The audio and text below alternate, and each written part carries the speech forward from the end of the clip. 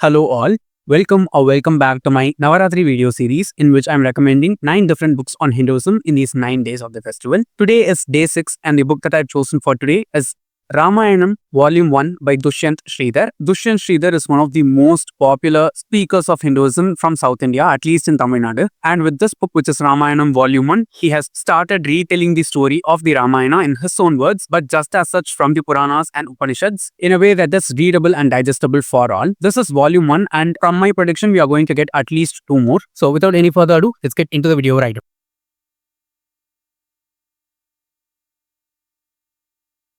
So in Ramayanam Volume 1, Dushyanth Sridhar goes forward and narrates the story of the Ramayana as it is written by Valmiki in a very detailed, thorough, yet very simple and readable way. You need not have a complete knowledge of the Upanishads in any way in order to go forward and read this book. Even if you don't know anything about the Ramayana, the author makes sure that you get equipped with each and everything that you need in order to read and understand the story, its essence, and all the morals that it's trying to convey to us. Now, since this is Volume 1 of the Ramayana, it does not have the complete story of the Ramayana packed inside it. It is part of the whole story. But trust me, even though the book doesn't look that big, there is so much going on in here. I have read a few retellings of the Ramayana or different versions of the Ramayana before this one. But for me, Ramayanam Volume 1 has felt like the most fulfilling. It is very traditional, very original, very dense and thorough in the way it approaches the story and tells it to us. The author has made a really great job of not leaving any stone unturned. He has explored each and every nook and crevice of the story and delivered its essence properly without diluting it in any way. Usually the way in which we see the Ramayana is from the birth of Lord Ram, and from then on we go forward and see what happens to Ram and Sita towards the end of the Ramayana. But here it is not like that. The author starts the book with the recognition given to the author himself, who is Valmiki Maharishi. He tells us the story of Valmiki first, from when he transforms himself from being a thief to becoming the well-known Rishi he is. And there are a total of 108 chapters inside this book, which in itself is a very auspicious number. I think it was very intentional by the author, and each and every chapter that you read inside this book is very short. Not even one chapter goes for more than 7 to 10 pages long. Most of the chapters are 5 pages or below in length. So even if you read one chapter per day before going to bed, I'm sure that you'll be able to experience the story as it is told by the author with its full grandeur. Even the cover of the book looks very beautiful. Just have a look at it. It is very Indian. It actually shows us Lord Ram and Goddess Sita as they are described to us in the Puranas. And the author also goes forward and explains each and everything in detail. And one great thing which I loved about this book is when people go forward and start talking about each and every detail inside the Puranas, it sometimes gets boring. But here it is not at all the case. As the author goes forward and details everything to you, you just want to read more of it because he just delivers it in such a beautiful way. The descriptions that he gives to people and things is really gorgeous. And one thing to keep in mind is that these are not his own words. He has translated them as he has read them from the Upanishads and Puranas, and they are completely done with devotion alone and not by objectifying anyone or anything inside the book. For the modern reader, it might seem like some people are being objectified inside the story, but if you see it through a divine lens, it is quite clear that this description is not objectification but devotion at its core. One thing I can assuredly say is when it comes to modern versions of the Ramayana and Mahabharata, the one thing which we miss the most is the branch stories that these main tales have. We see the characters all being included inside the main story,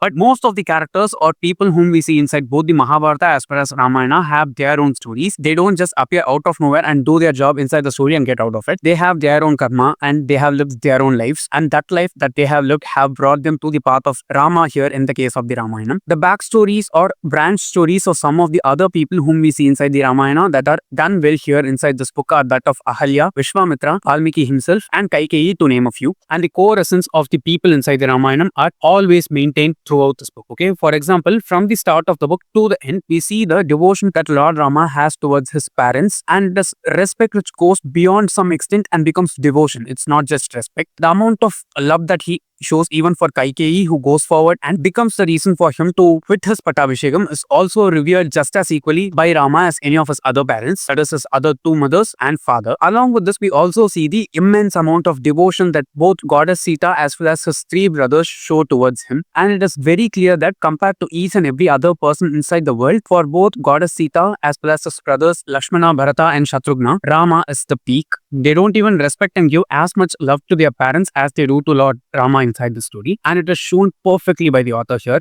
It is not exaggerated, it is not glorified, it is just shown as such. the reasoning behind that respect and love is also very, very genuine and pure here. It's not like he is God and he requires respect. He is in his human avatar here, and his human qualities only bring him that love, devotion, respect, and all-encompassing love from everybody. Another great thing about this book in specific is the rawness that it has. Okay, it's not a version of the Ramayana. It is the Ramayana as said by Valmiki, but just translated into English with his own words by the author here. So we see the Upanishad as it was written, but just in a different language, because of which the rawness of the story is not modified in any way.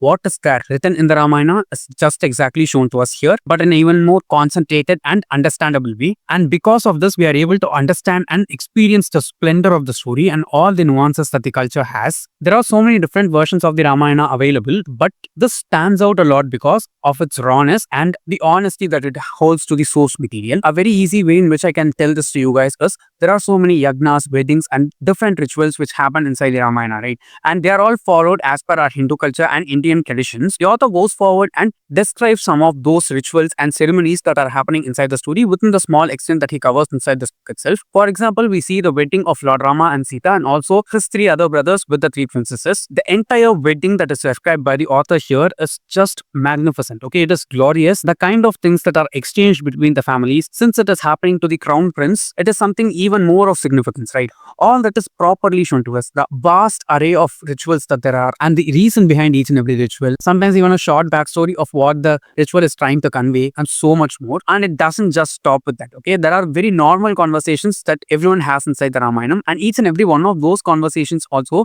has something to tie it deep rooted in our culture, and it is just so amazing. Off the top of my head, one example that I can give to you guys is while Goddess Sita is talking to Lord Rama in one scene, she describes the kind of love that she has for Lord Rama during that particular day, as per that day it is, because during that day when she is talking with Lord Rama, the star is Swati, and that is the day during which the oysters from the deep ocean come out of the ocean, collect the rainwater, and go back down there in order to form the pearls. She tells him that the love that she has for Lord Rama is so timely and precious like that of the pearls. This is just a very, very tiny example that I'm giving to you guys. The book is filled with metaphors and descriptions like this, and because of that, it always holds you down to the culture and shows us how deep our roots go. Having said that, there is no wonder that he's our most celebrated god, even till present day. The other avatars of Lord Vishnu are not as much celebrated as Lord Krishna and Lord Ram himself. Even Lord Krishna is the last known avatar that we have, but Lord Rama existed long before even Lord Krishna. Despite that, he is remembered, celebrated, and prayed to even now today by many of us because of the things that he expresses as manifestations in this world. I hope you read this book and get to experience the grandeur and truth of the story that the author has tried to convey here. With that, I'd like to end today's video, and I hope you liked the recommendation from today. If you did like it, don't forget to give the video a thumbs up and share it with your friends. And if you want to get more content from me, do subscribe to the channel. Thanks for watching and have a great rest of your day.